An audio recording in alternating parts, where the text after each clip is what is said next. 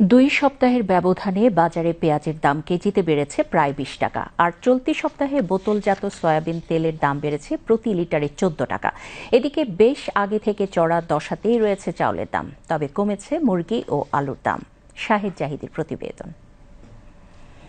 বাজারে হুট করেই বেড়ে গেছে কয়েকটি খাদ্যপণ্যের দাম, তাতে অস্বস্তিতে পড়েছেন গেল রমজানে কিছুটা কম দরে ভোগ্যপণ্য কেনার সুযোগ পাওয়া মানুষ। এইবারের মৌসুমে ফলন ভালো হওয়ায় বেশ কম দামেই ছিল পেঁয়াজ। বিক্রেতারা বলছেন ঈদের পর প্রায় প্রতিদিনই পাইকারি বাজারে একটু একটু করে পেঁয়াজের দাম বেড়ে চলেছে। এদিকে বাজারে সয়াবিন তেলের দাম লিটারে 14 টাকা এবং পাম অয়েলের দাম 12 টাকা বেড়ে গেছে।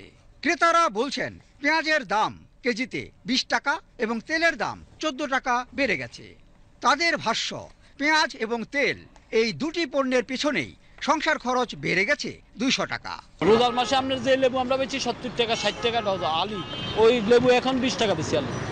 ঈদের পরে পেঁয়াজ 40-45, আজকে হচ্ছে 60 টাকা কেজি। পেঁয়াজের দাম বাড়তে, আলু ছিল আপনার ঈদের আগে 25 টাকা, এখন ঈদের পরে আলুর দামটা কম 20 টাকা কেজি। রসুন ওলা দেশিরা ওলা ছিল রোজার ভিতরে ছিল 100 টাকা না 120 টাকা, আদা ছিল 120 টাকা, 120 টাকাই আছে। মাসে তো 10,000-15,000 টাকা পায়।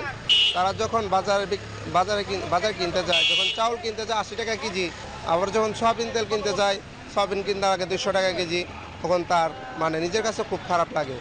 কারণ আসলেও চাউলের দাম আর তেলের দাম কমায় দেওয়া দরকার। তবে এখন মাংসের বাজার অনেকটাই স্বস্তিদায়ক। ঈদের এক সপ্তাহ আগে থেকে প্রতি কেজি ব্রয়লার মুরগি বিক্রি হয়েছে 210 থেকে 230 টাকায়, আর এখন ব্রয়লার মুরগি কেজি প্রতি 170 থেকে 180 টাকায় বিক্রি হচ্ছে।